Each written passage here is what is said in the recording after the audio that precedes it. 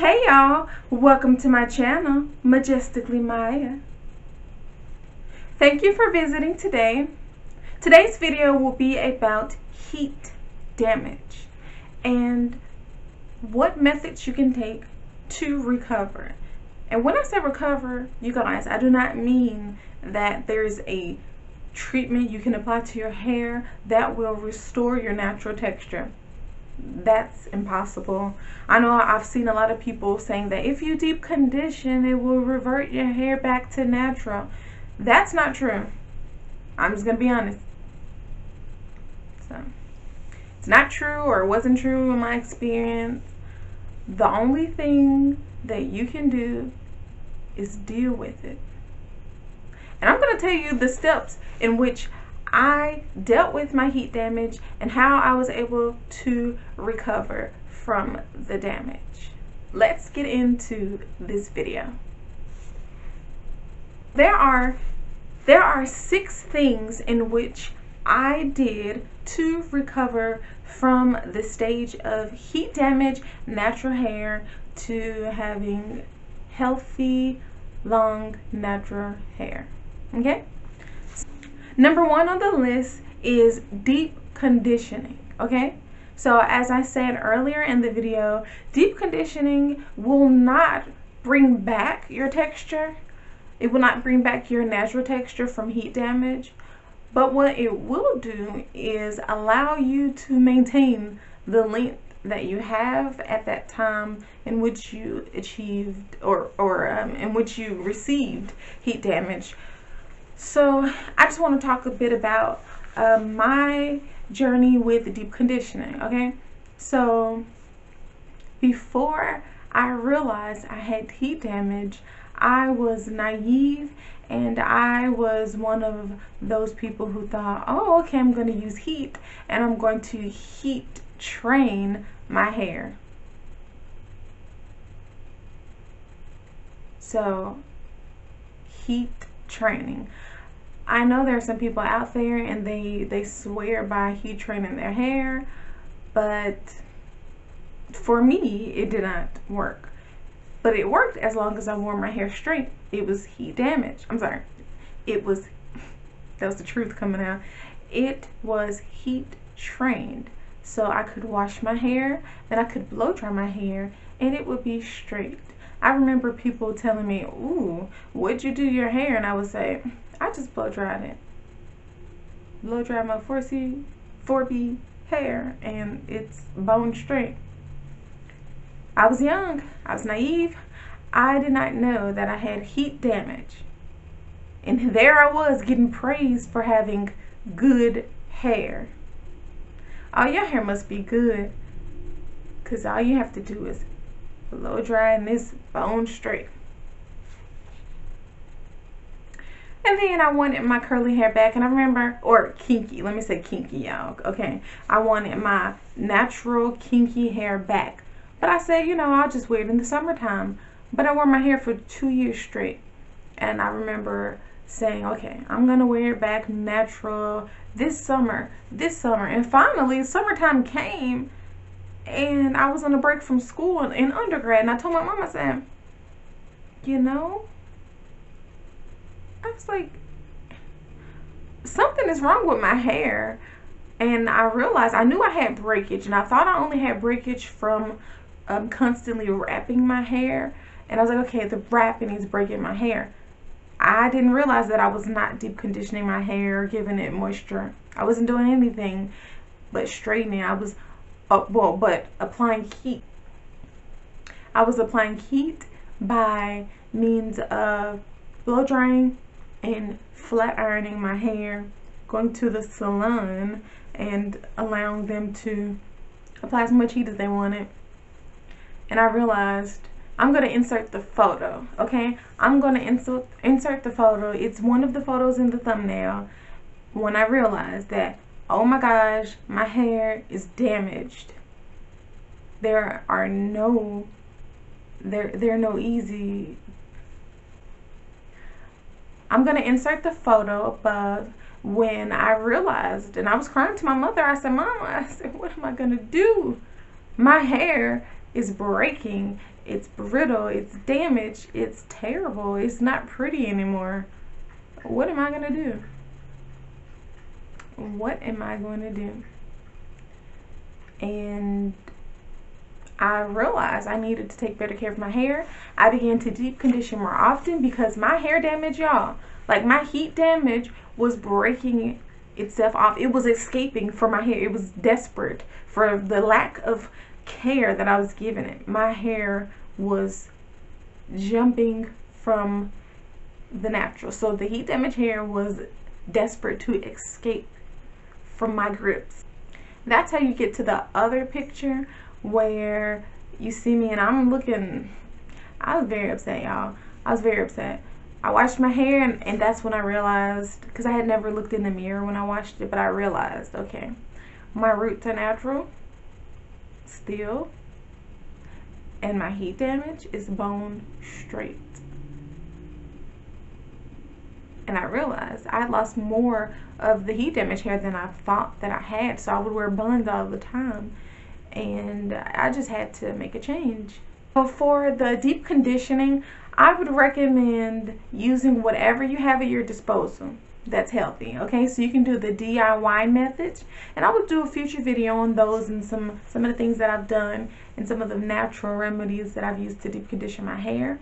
And also, I'll just tell you, sometimes I do store-bought deep conditioners and I would just add mayo, and that's one thing that I've been doing ever since I was recovering from heat damage. So as long as you deep condition or you just really give your hair some kind of pampering, a mask, do something, because you're going to want to maintain whatever length you have, because the hair will not break off evenly. I'm just letting you know. You guys, just look at the pictures. Let my story be a warning to you. Okay, so number 2 is moisturizing your hair. Okay, so one of the things that I was unaware of was that we could moisturize our hair and that water was not the enemy. I was, of course, using heat on a regular basis, and I was still in the mindset of having relaxed hair. And so even though I had been natural since 2009, 2008, 2009, yeah, 2009, even though I had been natural since then, I had only worn my natural hair for about 2 years, and then I pressed and put heat in my hair for the additional 2 years, and then I realized my hair was damaged. And along the way, I'd never learned to moisturize my hair. I had only been focusing on achieving whatever look I wanted. So I would style my hair, and I remember one time using beeswax to twist or braid my hair, because I was in high school and I thought it looked cute, and hey, nowadays I guess it would have been okay, but I never gave my hair water except for when it came to a wash day. And of course my hair would be very happy and shrink a whole lot because I had not given it moisture and I didn't know. So when I began to apply heat, I maintained that bad habit and it bit me in the butt in the end. And so once I had heat damage, I said, you know what, all of the healthy hair practices that I want to have in the future, I'm going to start it now as I recover from the heat damage, because I want to learn how to better care for my hair. Okay, so proper hair care requires the first 2 tips: deep conditioning your hair and applying moisture. Now when you apply moisture, it's important to seal it in. Okay, so you can use water, you can use an actual moisturizer, which would be like I guess like a leave-in conditioner, but they have different terms. When you look at the stores, just look at the products. Okay, you want something that has water listed at the top of the ingredient list. So you will apply your moisturizer or water. Personally, what I like to do is spritz my hair with water to prepare it for the product that I'm applying, if I want to apply a product, and then I will seal it in with either a cream, oil. Sometimes I would do coconut oil, but more recently, for the last 2 years, I've been using shea butter. Okay, so seal it in, and you can style, but just know it depends on which sealant you use, what look you're going to achieve when you style your hair. And when you have heat damage, you may want to avoid the shea butter because it's going to cause your hair to clump, and those straight ends will make your hair look thinner if they're clumped together. So you just have to weigh your options, think about your hair type or what look you're going for when you do your final style, and just go from there. Number 3 is protein treatments. That is another thing that I never gave my hair. The only time I would do protein treatments was when I was younger. I remember, I guess, middle school and younger. So elementary, and I was going to the salon, and they would give me a protein treatment or whatever. And actually, I could have lied. I guess I don't know what my mom was putting in my hair when she was doing my hair. So whenever it was, I'm sure I got protein treatments. When I gained more autonomy, meaning I was able to make decisions about myself, and I was of age, according to my mom, you know, I was able to say, hey, this is what I want to do to my hair, or I'm just going to do it. Then I had never used protein. I never knew that protein treatments were important until I began to look into proper hair care techniques. So I ended up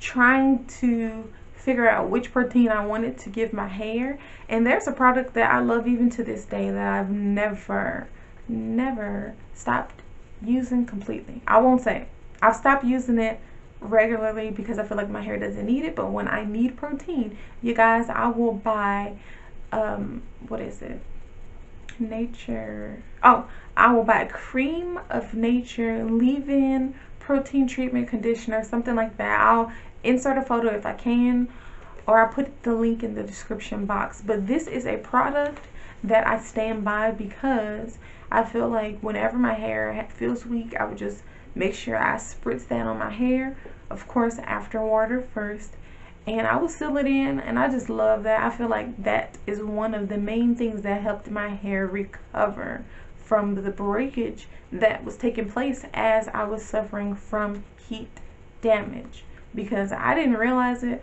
but every little piece of hair that I saw falling down, they all added up, and before I knew it, I had a fro with a few straggly pieces of very long hair. I'm talking that, I mean, my natural hair was probably about 5 to 6 inches, and then I would have long straggly pieces that were probably like 12, 13, 14 inches long.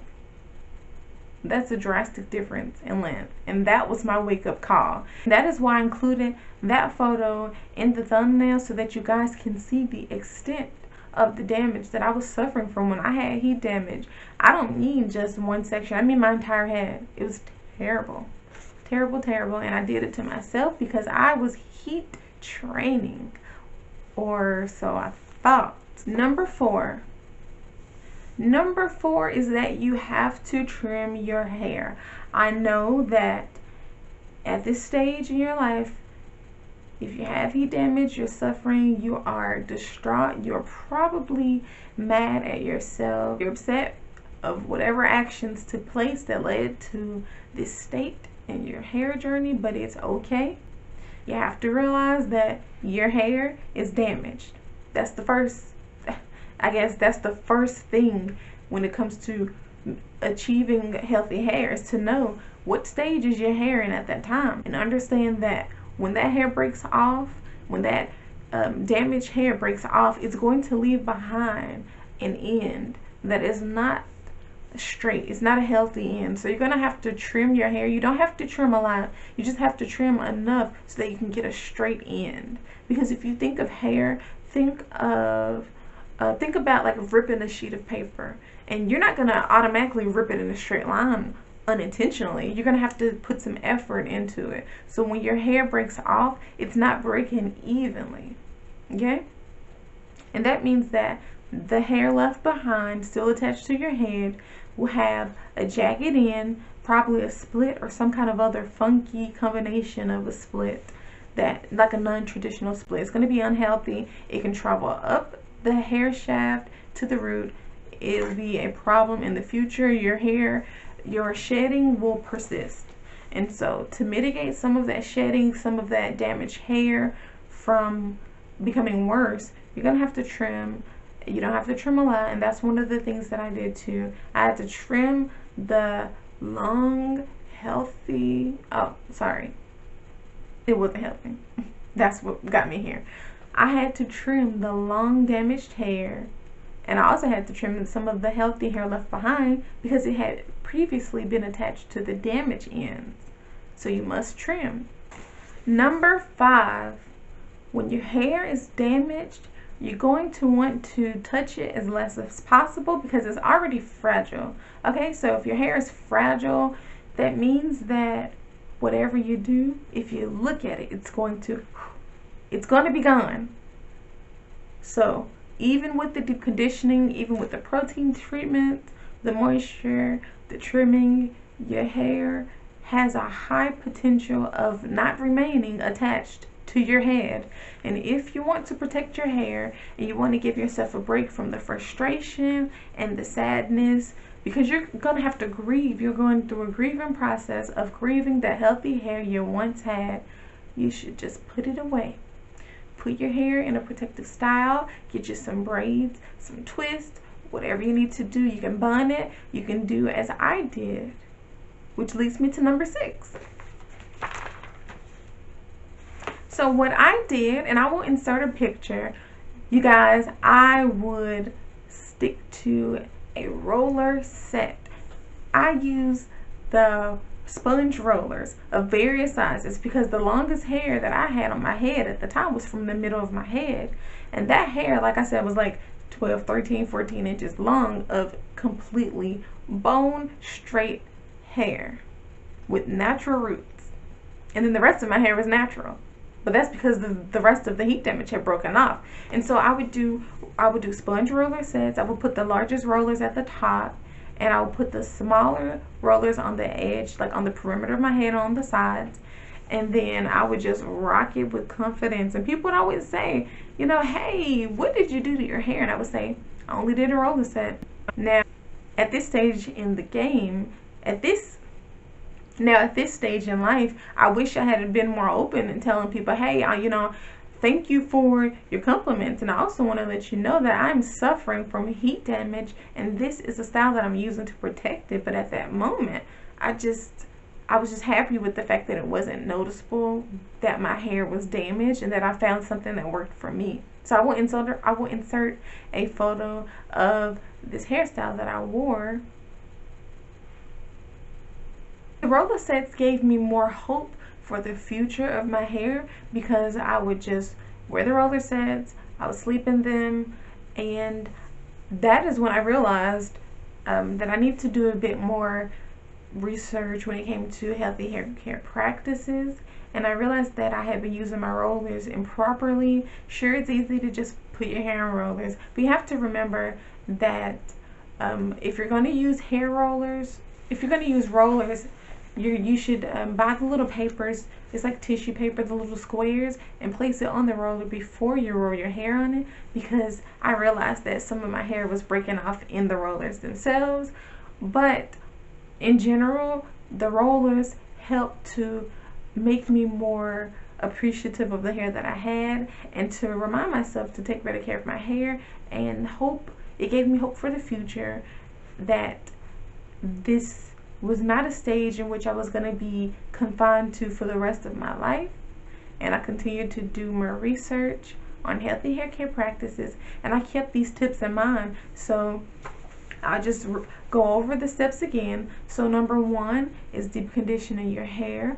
Number 2 is moisturizing your hair more regularly and properly, which means sealing in the moisture. Number 3 was to give your hair protein. You don't have to use it very often, just like whenever you feel that your hair is being a bit more brittle than normal, it's probably time for a protein treatment, and I had to keep that in mind.